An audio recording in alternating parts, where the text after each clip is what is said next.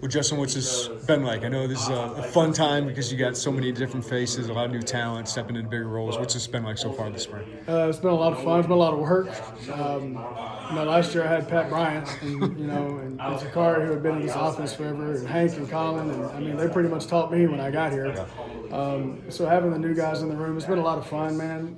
As you kind of go back and you realize just the details that you have to coach when you get new guys in the room. So it's been really good for our older guys to go back and hear some of that stuff, even though how monotonous it is. It's been a lot of fun, man. And the great thing about it is you see our older guys, the guys that have been in that room helping those guys and really taking time to spend time with them and make sure those guys are caught up. I was going to ask you, Hank and Colin, how they kind of stepped into those veteran roles this year with Pat and Zakari going? I think everybody, obviously there's a lot of production walking out of our room. I think if one thing, our guys have taken it as a challenge, and they're confident. I say it all the time. They're kind of like my comfort blanket, man. If I got Hank and Colin, those guys pretty much coach me too. Can't say enough about how hard those two are working, and really the rest of Malik and Kapka and all those guys that are returning, man. Those guys have done a really good job of getting in and working and bringing everybody along. Colin, obviously getting on the field last year gives you some versatility out there with that power slot. What's his next step now? I would imagine targets go up, roll goes up. Yeah, obviously, just being able to play all three spots. That's one thing, I'm in here. We have a 6 a.m. staff meeting this morning. I'm walking down the hallway at 5:45, and he's in the position room drawing every play. So just bringing that leadership, him and Hank, that's one thing I've challenged, especially with Hank being an old guy, but Hank being the leader in the room. And just pretty much just getting comfortable of taking that role. It's a new step for Colin and for Hank both. But Colin, the one thing Colin does, man, is Colin plays as fast as humanly possible. It doesn't matter if he's blocking, it doesn't matter if he's motioning. For a coach to be able to watch one of your better players do that every single play for these young guys and these new guys, man, those two, Hank and Colin, set the standard of what the wideouts should look like in our room. Colin's numbers in high school are like huge, and I don't know how much you guys care about that, but production like that must be really appealing to a school, right? Yeah, absolutely. I thank God they recruited him before I got here. Right. But that is something, when you look at guys and say, how productive are these guys? His numbers were insane. Right. But after working with him and coaching him for a year, it's Colin Dixon. Okay. That's kind of who he is. Yeah, duplicates those here. You're golden, right? Oh yeah. He does that here. I'll be coaching in flip-flops. I'll be good. What's unique about him as a player? Colin? Yeah. I think his size. You can do so much with a kid that has really good size like that. And then his speed. He plays extremely fast, and I think he's very underrated with how fast he is. And that's the thing. With the Pat Bryants and Zakari Frankens, man, there's so many more opportunities. And he when he got those opportunities last year, he cashed them in, right? So I'm really looking forward to seeing the opportunities he gets this year and how he continues to grow. How's Hudson been doing so far in spring practice? And for people at home that didn't watch West Virginia, what kind of wide receiver is he? Is he like a home run like Pat Bryant? Is he a third and fourth kind of guy? What is he? I think he's probably a combo platter. He can do a lot of things that Pat Bryant did. He's done really well. The biggest thing is just getting him caught up in the offense. My room is the one room where we don't have a lot of returning players, and so Coach Lenny has put a lot on our guys to learn the install and figure it out. So once he figures out what he's doing, he'll be really good. But I watched the bowl game. I was watching the bowl game. I said, man, this kid can play. I didn't even know who he was, right? But he's got really good body control. He reminds me a lot of a kid named Trey Quinn. When I was at SMU, he played 5 years in the NFL. He had 114 catches, and I'm telling you, Hudson Clement is built exactly like Trey Quinn. And can do a lot of the same things. So with him and with J-Bo, Braden Trimble's getting out there and moving around, man. We got a lot of new faces, so it's been a lot of fun to watch. How is Braden doing, as a freshman compared to maybe some other freshmen that you've had? Yeah, he's doing really well. Thank God he's here now, and I get a chance to work with him in the spring. It's again, same thing. He should still be going to high school, and he's trying to learn the plays, trying to learn where to line up, trying to get used to going to school, working out, getting up early in the morning. But the thing about Braden Trimble is he's unbelievably coachable. He wants to be really, really good. And honestly, I think he knows he's talented. I don't think he has a clue of how talented he is. You guys are excited about him, obviously. What excites you when you watch him? Just his speed, in and out of cuts. I've been doing this 18 years, and I've had 7 guys drafted. And I'm telling you, him getting in a cut, like we run deep daggers, speed cuts, and I've never seen a kid he accelerates through the cut faster than anybody I've seen. He's just, I don't know if it's because he's got young legs, he's limber, man, he can move his body, and his catch radius he's not 6'4", but his catch radius is huge just because he can go and get it. The big thing is just keeping his confidence up, right? And no matter if he struggles at practice or whatever the case may be, is just keeping his confidence up. Say, man, look, you should be getting ready to go to prom, right? And you're here practicing college football, so. We saw J-Bo the other day win some contested catches, which I would imagine that's what he brought in here to do. What is he showing so far as he's acclimated to a new place?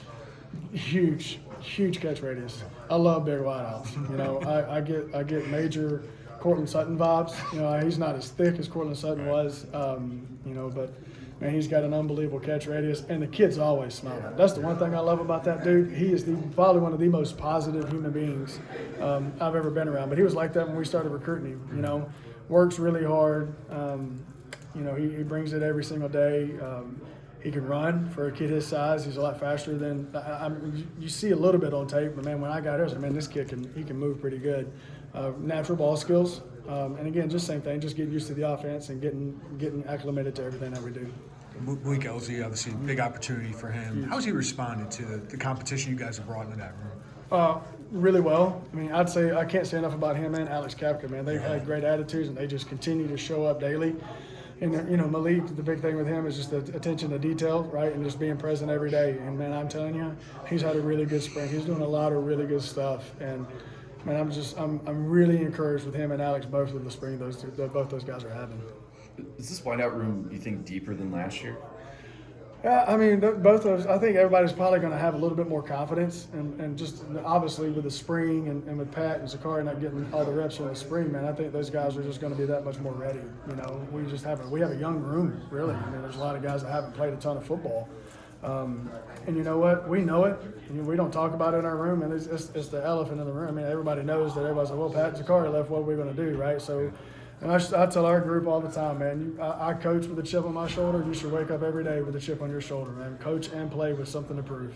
And I think those guys have really taken to that this spring. This might be a dumb question. I'm just curious. So, like, when they learn the playbook, is it like homework where they got to go home and study the plays and the installs? Or, like, how does that process go of them learning, the offense? Yeah, we usually teach them here.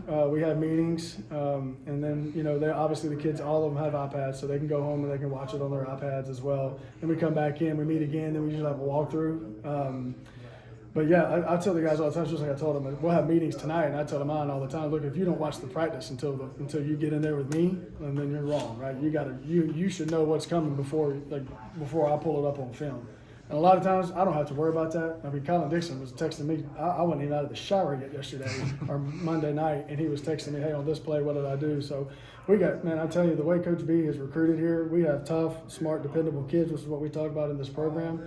And those juggers, they work really hard, and they take a lot of pride in their job. So it's usually we meet here, we go through the install, if we practice, they'll watch the practice, and then we'll get it all cleaned up and move forward on the next day. You guys are part of a connection. How is Luke, help those guys come along? Because that relationship and that connection is so important. Like, how has that kind of gone, or how have you seen him approach a new group of receivers? Absolutely. He's really, I'd say the one thing is really patient. That's one thing I loved about Spencer, because I had a young group my last year at South Carolina. And Luke is so patient with these new guys, right? And he does a good job of bringing them on. Just his temperament, he's never too high, never too low. He's just so even keel, and I think that bleeds down to the receivers. Like when they mess something up, instead of coming back and getting ripped, he's really patient with them. And he's done a really good job of bringing that group and getting them together and throwing it extra, especially in the winter and stuff like that. So I tell these guys, he had a heck of a couple throws the other day. Like these guys are blessed to have a quarterback of his caliber for sure.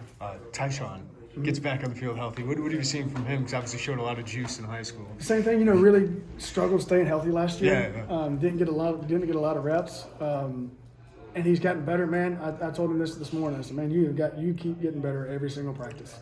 The thing I love about Tyshawn is you can coach him hard. You can rip him, and you can get on him, and as yes coach, and he moves forward. Like so, for him, it's just same thing. Build confidence, have confidence in yourself, have confidence in your physical, being healthy, right, and just keep getting better every single day. And he's done that. He's had a really good attitude this spring.